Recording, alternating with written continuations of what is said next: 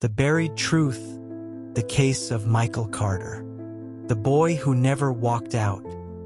On the evening of October 3, 1978, 16-year-old Michael Carter sat on the front porch of his grandmother's house in St. Louis, Missouri, watching the streetlights flicker on one by one. The air was thick with the scent of rain, and the distant hum of traffic blended with the occasional shouts of kids playing two houses down. It was a quiet night until the police car pulled up. Two officers stepped out, their expressions unreadable. Michael's grandmother, Miss Thelma, wiped her hands on her apron as she stepped onto the porch. "Something wrong, officers?" she asked, her voice tight with concern. One of the officers, Detective Roy Lasky, nodded toward Michael. "We just need to ask him a few questions. Routine." Miss Thelma hesitated, her grip tightening on the porch railing. Michael had never been in trouble before. He wasn't some street kid. He went to school, played basketball, and helped her carry groceries home from the store. But she had lived in this neighborhood long enough to know that sometimes being young and black was enough to make you a suspect. "Do I need to come with him?" she asked. The other officer shook his head. "Shouldn't take long. We'll bring him right back." Michael stood up, glancing at his grandmother before turning to the officers. He wasn't scared. Confused, maybe, but scared? No. That would come later. Inside the interrogation room, the police station smelled like burnt coffee and stale cigarettes. Michael sat in a hard metal chair, staring at the blank white walls. The room was small, barely big enough for the desk, two chairs, and a buzzing fluorescent light overhead. Detective Lasky sat across from him, flipping through a manila folder. "You know why you're here, right?" he asked, not looking up. Michael shook his head. "No, sir." Lasky exhaled heavily and leaned forward. "Sarah Whitman. Name ring a bell." Michael frowned. He didn't know a Sarah Whitman. "She was found dead in an alley last night," Lasky continued. "Strangled." He paused, letting the word hang in the air like a noose. "And you were seen in the area." Michael's heart started to race. He had been near that alley last night, passing through on his way home from the corner store. But that wasn't a crime. "I didn't see nothing," he said quickly. "I was just—" Lasky slammed a fist on the desk, making Michael jump. "Don't lie to me, kid." His eyes were sharp, cold. "You were there. We have a witness." Michael swallowed hard. "I—" The door opened, and another officer walked in. A man with graying hair and tired eyes. Sergeant Daniel Boone. He pulled up a chair and sat down beside Michael, his voice softer than Lasky's. "Listen, son," Boone said, placing a comforting hand on Michael's shoulder. "We know you're scared, but if you tell us the truth now, it'll be easier on you." Michael glanced between them. He had watched enough cop shows to know what this was. Good cop, bad cop. But this wasn't TV. This was real, and he had no idea how bad it was about to get. The confession. For 3 hours, they questioned him, over and over. The same questions, the same accusations. "You were there. You knew her. You lost your temper. You didn't mean to kill her, did you?" Michael denied it again and again. But the more he denied, the angrier Lasky became. "No one is coming to save you," he snapped. "Your grandma? She can't help you now. You confess or you go away forever." Michael was exhausted. His head hurt. He hadn't eaten since lunch. He didn't know that he had the right to a lawyer. No one told him that. They just kept pushing, pressing, until he felt like he was drowning. Then Boone leaned in close, lowering his voice to a whisper. "You sign this," he said, sliding a piece of paper in front of him. "And you go home." Michael stared at the paper. The words blurred together. "I, Michael Carter, confess to the murder of Sarah Whitman." His hand trembled as he picked up the pen. "You'll go home," Boone repeated. Michael wanted to go home, so he signed. The trial that wasn't. 3 weeks later, Michael stood in court, shackles around his wrists. His public defender barely spoke to him before the trial. The prosecutor painted him as a cold-blooded killer, a young thug who had snapped. The so-called witness, a man who had been drinking in the alley that night, claiming he saw a black teenager running from the scene. The jury deliberated for less than 2 hours. Guilty. Life in prison. Miss Thelma sobbed as they led him away. Michael Carter, 16 years old, a boy who had never been in trouble a day in his life, was now a convicted murderer, and the world moved on. A forgotten case, a buried truth. For the next 43 years, Michael sat in a prison cell, replaying that night over and over in his head. He wrote letters. He filed appeals. He screamed his innocence until his voice was hoarse. No one listened, until 2021. An intern at the St. Louis Innocence Project was assigned to review old cases. Deep in the basement of the county courthouse, she found a dusty cardboard box marked Michael Carter, 1978. Inside was something that had never been tested before. A single piece of DNA evidence. A truth buried for over 4 decades. And the fight to bring Michael Carter home was about to begin. Part 2. The evidence they never wanted found. For 43 years, Michael Carter sat in a prison cell, staring at the cracks in the ceiling, wondering if anyone would ever believe him. He had learned not to talk too much. Other inmates didn't care if he was innocent.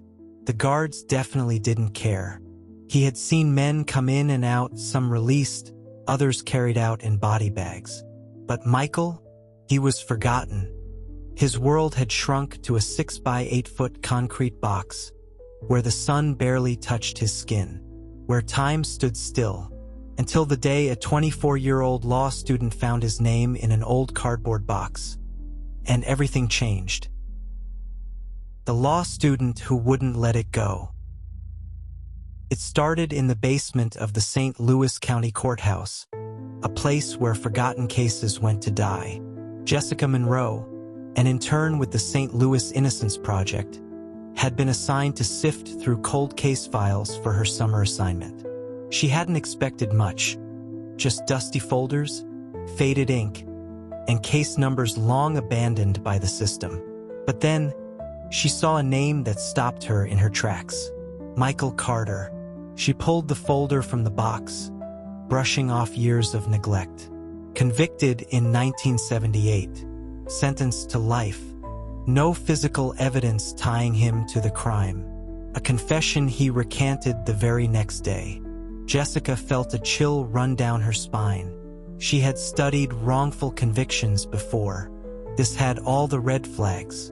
Then, at the very bottom of the box, buried under years of legal dust, she found something that made her heart stop. A small, sealed evidence bag. Inside it, a piece of fingernail scrapings from the victim. Jessica's pulse pounded in her ears. Back in 1978, forensic DNA testing didn't exist. But now, that tiny fragment of DNA could tell the truth that had been ignored for decades. She had no idea she was about to set off a battle that would shake the justice system to its core. The fight for DNA testing. Jessica sprinted into her supervisor's office, breathless. "You need to see this," she said, slamming Michael Carter's file on the desk.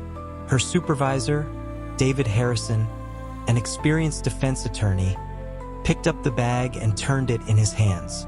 His expression hardened. "They never tested this?" he asked. Jessica shook her head. "Not once."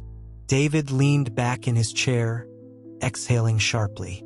"If we can test this, and it doesn't match Carter." Jessica finished his sentence. "Then they convicted the wrong man. But getting that DNA tested wasn't going to be easy. They filed a motion for testing with the St. Louis County Court, citing newly discovered evidence. But the district attorney's office pushed back hard. "There's no reason to revisit this case," the prosecutor argued. "Carter confessed. The jury convicted. End of story." The judge wasn't so sure. After 3 months of legal back and forth, a decision finally came down. The DNA would be tested. And that's when things got dangerous. The DNA that changed everything. It took 6 weeks for the results to come back. Jessica and David sat in a small conference room, the envelope resting between them. Her hands shook as she opened it. The report was short, cold, clinical, but one sentence jumped off the page. "DNA does not match Michael Carter." Jessica looked at David, her voice barely a whisper. "It's not him." David nodded grimly. "It was never him. The DNA belonged to someone else. Someone whose name had never been mentioned in court. Someone the police had never even looked at. Someone still out there. They had everything they needed to overturn Michael's conviction. But the system wasn't ready to let him go. The battle to set him free. Filing a motion for exoneration should have been simple. The evidence was clear. The conviction was a mistake. But the state of Missouri didn't see it that way. The prosecutor's office refused to admit wrongdoing. Instead, they argued, even if the DNA doesn't match, Carter still confessed. His conviction should stand. It was absurd. A forced confession. No physical evidence. A completely different person's DNA under the victim's fingernails. And they still fought to keep him in prison. Michael Carter had already lost 43 years. How much longer would they make him wait? The moment the world found out, Jessica was furious. She took the story to the media. The St. Louis Post-Dispatch ran a headline that sent shockwaves through the city. "DNA proves wrong man convicted. State refuses to release him." Within hours, the case exploded. National news outlets picked it up. Civil rights organizations called for justice. And outside the St. Louis County Courthouse, a crowd of protesters gathered. They chanted one thing: "Free Michael Carter." For the first time in over 4 decades, people were listening.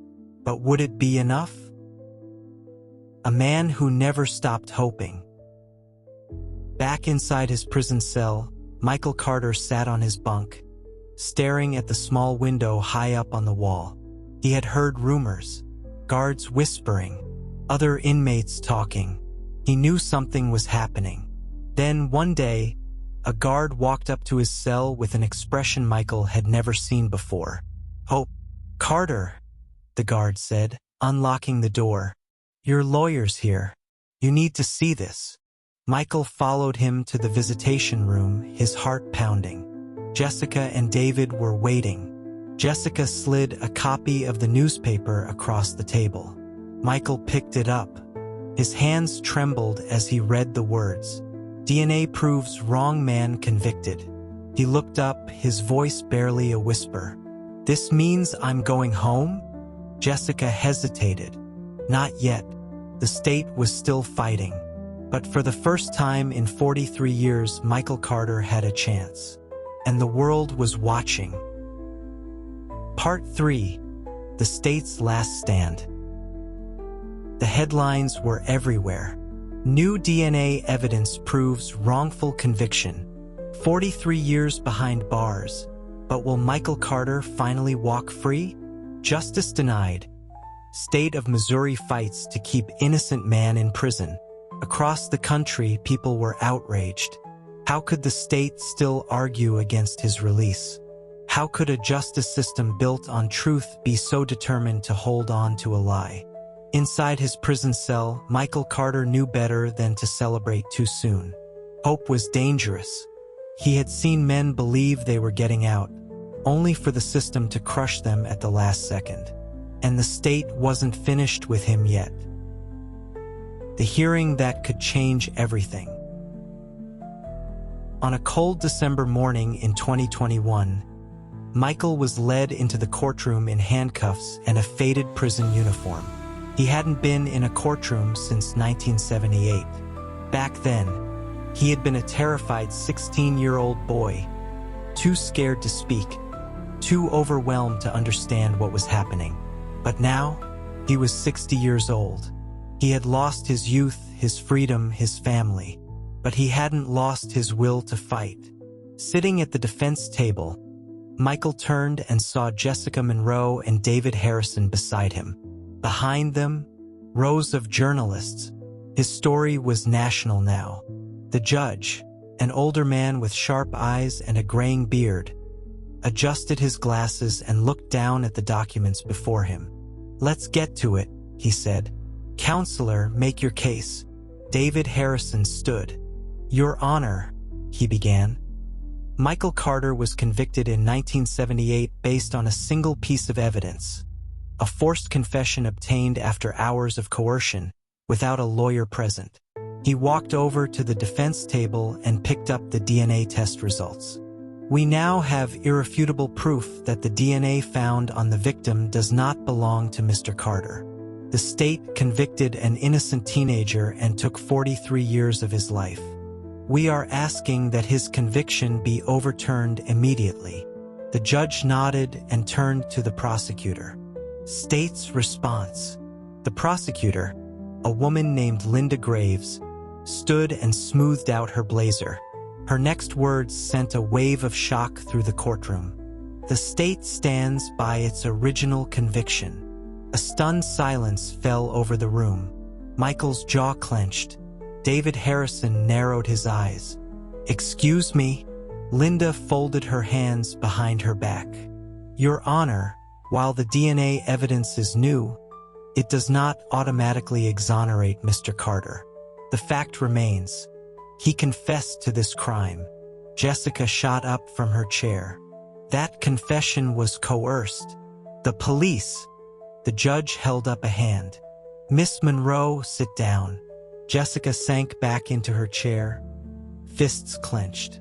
The judge turned to Linda Graves. "Let me be sure I understand, Counselor. You're saying that despite having DNA evidence proving someone else committed the crime, you still believe Michael Carter is guilty?" Linda didn't blink. "Yes, Your Honor, and we request that his conviction remain in place." Gasps rippled through the courtroom. David Harrison took a step forward. "This is outrageous. You're saying you would rather keep an innocent man in prison than admit a mistake." Linda's expression didn't change. "The system is not perfect," she said, "but a confession is a confession." Michael's hands curled into fists. He had spent his whole life believing the truth would set him free. Now he realized the truth wasn't enough. The state wasn't going to give him justice. He was going to have to fight for it. The hidden evidence that could break the case wide open. That night, Jessica Monroe sat alone in her office, sifting through old police records. She was looking for anything, any detail they had missed. Then she saw it. A name buried in the original case files. A name that hadn't been mentioned in any trial records. A name tied to another crime, just 6 months after Sarah Whitman's murder. Jessica's heart pounded. She grabbed her phone and dialed David Harrison. "You need to see this," she said. "A killer who walked free." The name Jessica found? Daniel "Danny" Rhodes. In 1979, less than a year after Michael's conviction, Danny Rhodes had been arrested for assaulting a young woman in the same neighborhood where Sarah Whitman was killed. The details were eerily similar. A strangulation attempt. Victim fought back, leaving DNA evidence under her nails. Attacker fled before finishing the job. But here's the shocking part. The case against Danny was dropped. Why? Because at the time, the police already had a killer behind bars. Michael Carter. They never tested Danny Rhodes' DNA. They never even questioned him about Sarah Whitman's murder. Jessica felt sick. If they had done their job in 1978, they might have caught the real killer before he struck again. Now, more than 4 decades later, Danny Rhodes was still out there, and he was about to become the key to setting Michael Carter free. Confronting the state's biggest mistake. David Harrison stormed into court the next morning with the new evidence in hand.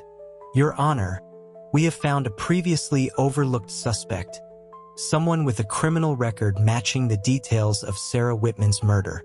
His name was never disclosed during the trial. The state had him in custody for another assault and let him go. The courtroom erupted in whispers. The judge's eyes darkened. He turned to the prosecutor. Miss Graves, is this true? Linda Graves looked pale. She flipped through her notes, then slowly nodded. The name Daniel Rhodes does appear in the original police reports. David pressed forward. Then the state knew there was another suspect. They knew the DNA didn't match Michael Carter, but they convicted him anyway. Michael held his breath. This was it. The moment he had waited 43 years for. The judge rubbed his temple, then looked straight at Michael. Mr. Carter, he said, stand up. Michael's legs shook as he rose. The judge took a deep breath. After reviewing the new DNA evidence and the failure of the prosecution to disclose key information during the original trial, this court finds that your conviction was wrongful. A pause. Then the words Michael never thought he'd hear. Your conviction is hereby overturned. The courtroom exploded. Jessica burst into tears. David clapped Michael on the back. Journalists rushed out of the courtroom to break the news. Michael, he stood frozen, staring at the judge, trying to understand what had just happened. The nightmare was over. After 43 years, Michael Carter was a free man. Part 4: Free but not free. The moment Michael Carter walked out of the Missouri State Penitentiary, the world felt unreal. The cold December air stung his skin. For the first time in 43 years, there were no bars, no guards, no curfew. Jessica Monroe and David Harrison stood beside him, smiling. Behind them, reporters shoved microphones forward, desperate to capture his first words as a free man. Cameras flashed. He felt overwhelmed. Michael, how does it feel to finally be free? One reporter asked. He looked at her, then at the crowd. How was he supposed to answer that? He had dreamed of this moment for decades, but now that it was here, he didn't know who he was anymore. The world had moved on, but he hadn't. Michael didn't go straight home because he didn't have one. His childhood home had long been torn down. His parents had passed away years ago. The life he left behind in 1978 no longer existed. A local nonprofit provided him with a temporary apartment and some clothes. He sat on the couch, staring at a remote control, confused by the dozens of buttons. Jessica stopped by with takeout. I thought you might be hungry, she said, setting the food down. He nodded, but he didn't touch it. Finally, he spoke. I don't know how to live out here. Jessica sat beside him. Michael, you were wrongfully imprisoned for 43 years. It's going to take time. He rubbed his hands together. I went in when I was 16. I never paid a bill. I never had a job. I don't even know how to use a cell phone. She reached into her bag and pulled out a phone. Let's start small. She handed it to him and he hesitated before taking it. The device felt strange in his hands. He looked at her. "You sure the world still got room for me?" Jessica smiled. "It always did." The fight for compensation. Michael may have been free, but he had nothing. No job, no money, no retirement savings. But worst of all, the state of Missouri didn't want to pay him a dime. The law only allows compensation for those exonerated through DNA evidence that proves actual innocence, the state's attorney general announced. Translation: even though DNA cleared Michael, the court overturned his conviction based on withheld evidence and prosecutorial misconduct. That meant no automatic compensation. After stealing 43 years of his life, Missouri wasn't going to give him anything. Michael's hands clenched when he heard the news. David Harrison slammed his fist onto his desk. "This is insane. They wrongfully imprisoned a kid and stole his life. And now they want to let him walk out with nothing." Jessica nodded. "If Missouri won't compensate him, we need to go after them. Lawsuit." The lawsuit that could change everything. Michael Carter filed a $20 million lawsuit against the state of Missouri. The claim: wrongful conviction, malicious prosecution, and violation of constitutional rights. The legal battle made national headlines, but the state fought back hard. While we sympathize with Mr. Carter, this office maintains that all legal procedures were followed at the time of his trial. The words felt like a slap in the face. Legal procedures? He had spent 4 decades in a cage for a crime he didn't commit.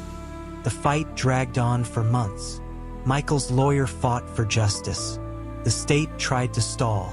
And then, in April 2022, a federal judge made the decision.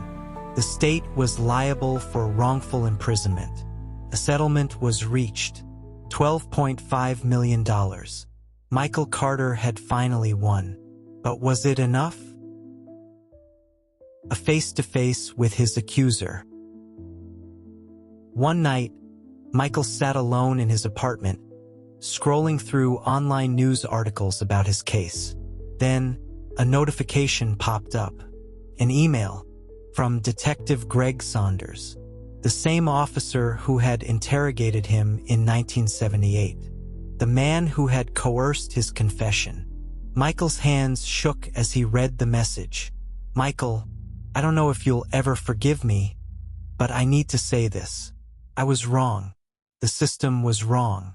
You were just a kid, and I helped put you away for something you didn't do. I told myself for years that the confession was real, that the system couldn't make a mistake that big. But I knew. Deep down, I knew. I won't ask for forgiveness. I just want you to know that I'm sorry. Greg Saunders." Michael stared at the screen for a long time. Then, slowly, he closed the laptop. Some things weren't worth answering. The real killer finally caught. Months later, police arrested Danny Rhodes. His DNA matched a series of cold cases, including the 1978 murder of Sarah Whitman. At 65 years old, Rhodes was convicted and sentenced to life in prison.